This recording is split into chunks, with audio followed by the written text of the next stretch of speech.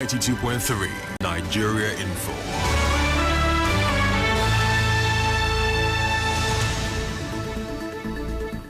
On the news this morning, OSPAC denies operating detention centers. Another e-hailing cab driver escapes death in Port Harcourt. Court remands 2 secondary school students over gang rape. ASU federal government to renegotiate initial agreement. House of Reps Minority Caucus asks Lai Mohammed to resign over leaked report of Lagos Judicial Panel. On the foreign scene, Belarus clears migrant camp at Polish border. I am Ifiemi Andrew. OSPAC in Obiakwa and Ikure local government areas have denied operating detention centers. Their denial follows the recent order by the River State Police Command that said all OSPAC detention camps be demolished. Deputy Vice Chairman of Akpo OSPAC, David Amadi, spoke to correspondent Soebi Ruwari. Here in Akpo Kingdom, because of the peculiarity of our operational environment, prior to the CP's directive, we have long faced away the idea of trying to operate or detain people illegally. So we work strictly in accordance with operational guidelines under the strict supervision of the respective police divisions within our area. If anybody, of course, that is likely impossible because we are keeping our tabs on all our units here in Akpo Kingdom. And our offices are very open for public inspections to verify some of these things that we were saying. We have long stopped the idea, long ago, prior to the directive by the CP. Also speaking, OSPAC commander at Rimolumeni, Kenneth Olumini, said his unit has never operated detention centers. I can only talk about my command here in Obiakpo. We don't run any illegal cell. What we do when we arrest people here, we hand over to police because I think it's very, very illegal to run a cell where you detain people. And we know the implication. Zone D command OSPAC. Telling you that as far as Obiakpo OSPAC is concerned, we don't run illegal cell. We know the implication. The General OSPAC commander in Ikure local government area, Obina Chinwodu, said he does not condone the abuse of human rights by members of his unit. We don't have right to even detain. Our own is to arrest and give police. I work with my divisional DPO. When I make arrests of any kind, then I send to him. Things 1 year now, I think that there is no bad story in Alo. Alo is back again, not like before. There is nightlife again in Alo. This is Alo Secondary School. We are since 2017. No copper have come here for a service. But when we came on board, you can see the coppers are there. As the teachers interview them, they will tell you how this place has been for like 2 years ago. Mr. Chinwodu explained that OSPAC activities are more spiritual than physical. Brother, like the work of OSPAC is 75% spiritual because we are not trained like police. Because we know we have attacks, so we need to guide ourselves in case of such a thing happens. Our major work is spiritual work for those because we know criminal, they always plan. If we follow them this way, they turn this way. So for us to save our life, as you can see the way we position off communities, the strategies area that we know, those are the area they always plan and take off their attack. So that is where only if a real OSPAC that doesn't interfere or do things that will wrong the cause, you'll be scared of anybody. Also, the Gruta OSPAC commander Wanjoku Chinedu says they do not detain suspects. He said his unit knows the limits of their operation. And we are 100% in compliance with the decision of the state. And ever since then, I've been working in synergy with the police. Suspects we got to hand it over to them immediately. Before the order came, we already been working in synergy with the police. When we came on board, we were given terms and reference on how to operate. I don't think ever since I came in, I've been involved in a land matter or boyfriend and girlfriend. We are purely only on the security issues. Church life, trying to ensure the people around sleep with their 2 eyes closed. Go to the community. We have 9 communities right here in Iguta. They can say more. At times when I go out to the community, they say, Chai, ever since you came on board, things has been moving normal. On their part, the OSPAC commander Omagwa Chineye Akande and his operation officer said they do not get involved in civil matters.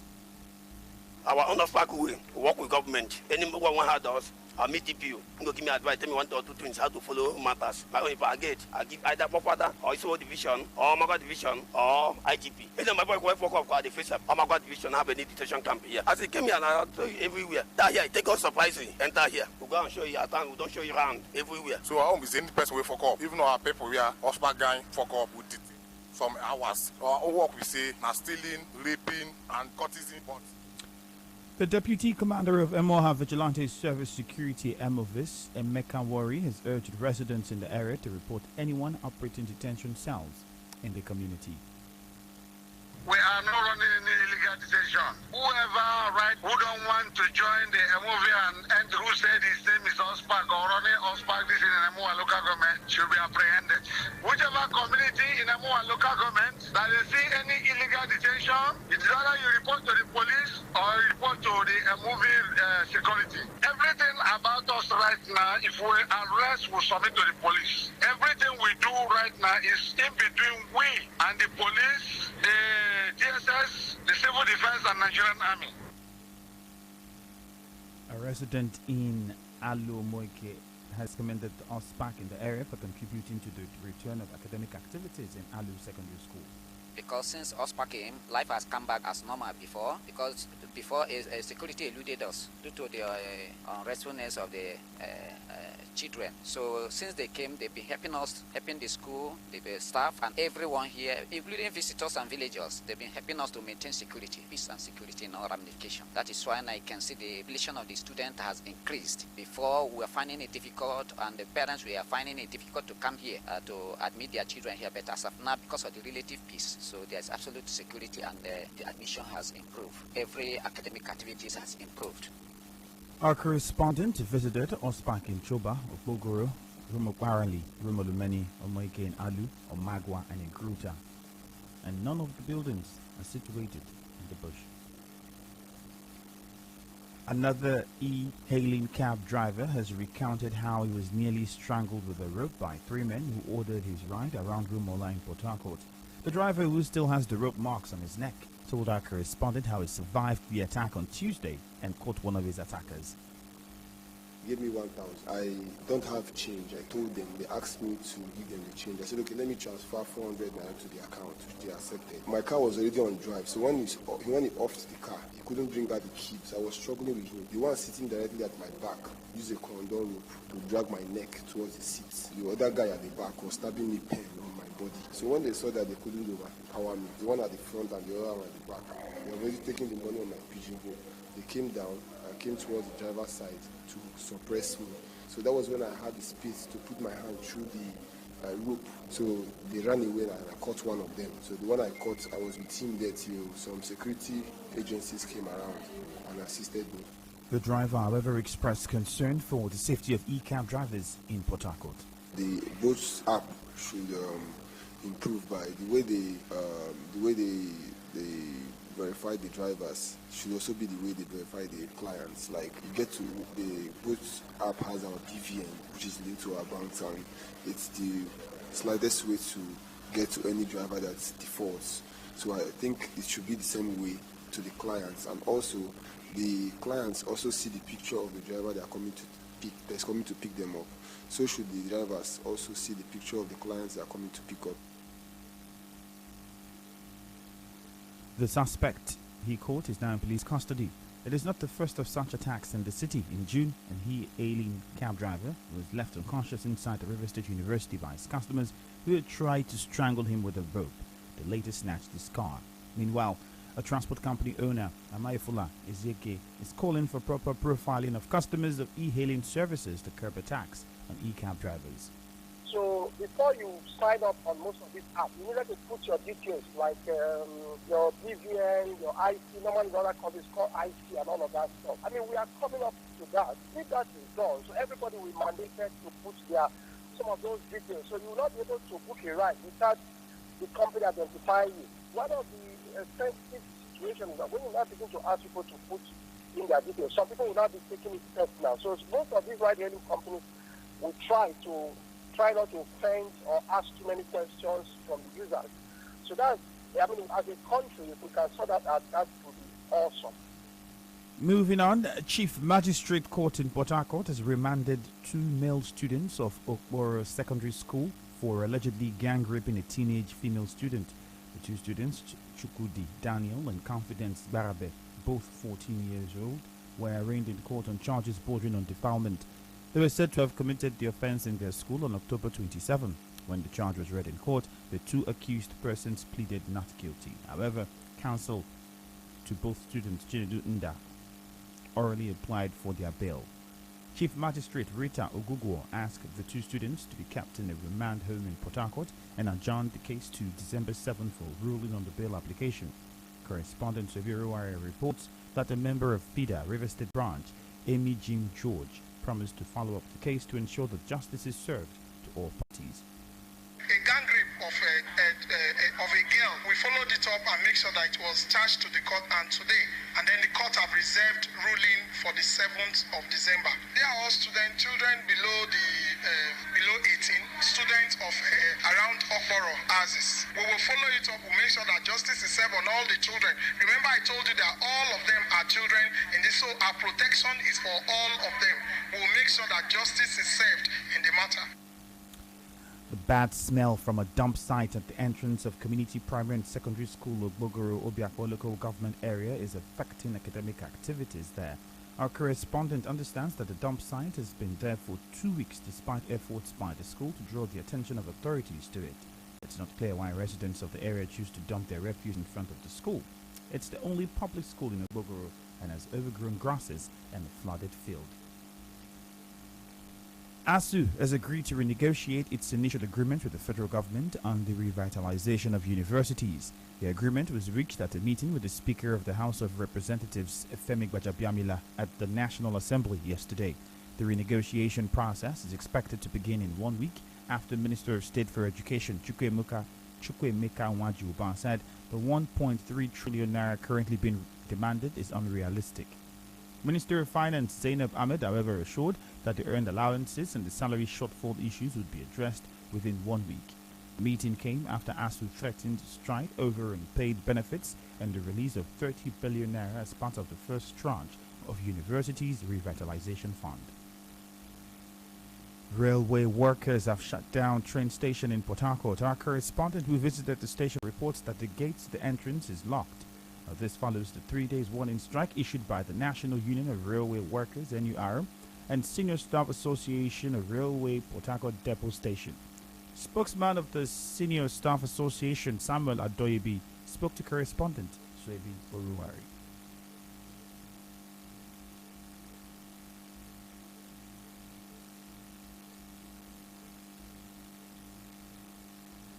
Tomorrow's strike is just a warning strike of 3 days, and the essence of it is that we are fighting for our rights, better condition of service, better package, and hazard allowances and others. So these are the things we are fighting for. We have been writing, the association have been writing, the national body have been writing both the management, but just this time around we feel like we want to the general public to know about our plight. Tomorrow we are shutting down. It is total shutdown, so there will be no movement, no operation. Tomorrow, Thursday, Friday, and Saturday. Most likely, when we get directive by Monday, we resume. The railway workers are demanding improved welfare and good condition of service. Still ahead, House of Reps Minority Caucus ask Minister of Information to resign over leaked report of Lagos Judicial Panel. Stay tuned.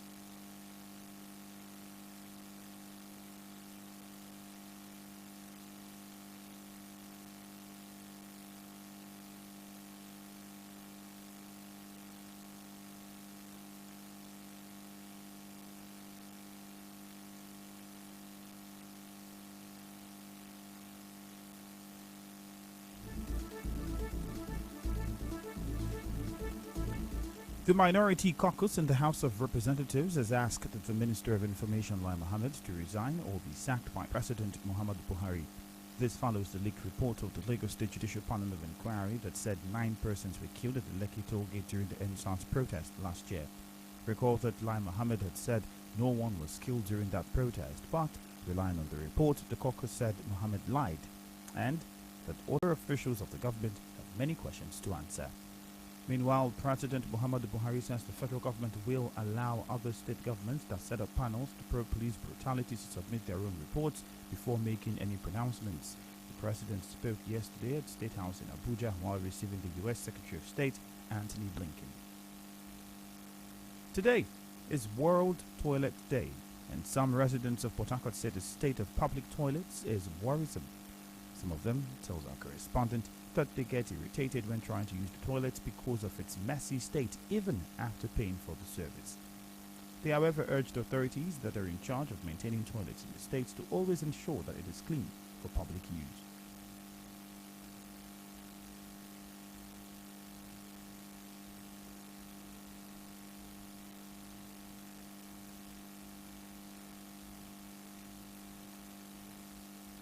Be man, I feel weed there. They not feel put there. I said the thing be. Because of they know the maintenance now. I said person if you go there now, if shit, you not go flush. And maybe I get particular person where go they wash out. Use the eyes wash out steady so that person not go contact infection. Sometimes it used to be dirty, very, very dirty. They have to be keeping it clean all the time to avoid infection because it's not good mostly for we women because our bodies is open. We need to keep it clean all the time. Don't I say at my trade. So that's why I cannot even use myself. I have to come out and I even pay the 15 naira to make use of the toilet. Some is neat, but some is very poor. To the extent that you will not be able to make use of it. My advice to especially those in charge of the public toilets, let them be clean it well. As you may know, World Toilet Day is marked on 19th of November every year to inspire action to tackle the global sanitation crisis. The theme for this year is Valuing Toilets. And now, we'll bring you news from around the world. Migrants camping on the border between Belarus and Poland have been moved to nearby warehouses. About 1,000 people, mostly from the Middle East, have been living at the makeshift camp with the aim of entering the EU. The move marks a de-escalation of tension between Belarus and the EU. Belarus has been accused of pushing migrants to the border as revenge for EU sanctions, a charge it has constantly denied. On the news this morning, you heard that OSPAC unit commanders have denied operating detention centers. Another e-hailing cab driver has escaped death in Port Harcourt after his customers nearly strangled him with a rope. A magistrate court has remanded 2 male students of Akora Secondary School for allegedly gang raping a teenage student. ASU and the federal government have agreed to renegotiate initial agreement. House of Reps Minority Caucus has asked the Minister of Information, Lai Mohammed, to resign over a leaked report of the Lagos Judicial Panel. On the foreign scene, we told you that migrants camping on the border between Belarus and Poland have been moved to a nearby warehouse. The news was edited by Martha Kiri. For more stories, you can visit our websites www.nigeriainfo.fm. Cloudy weather is expected in Port Harcourt this morning. My name is Ifiemi. Thank you for your time and have a great morning. Bye-bye for now.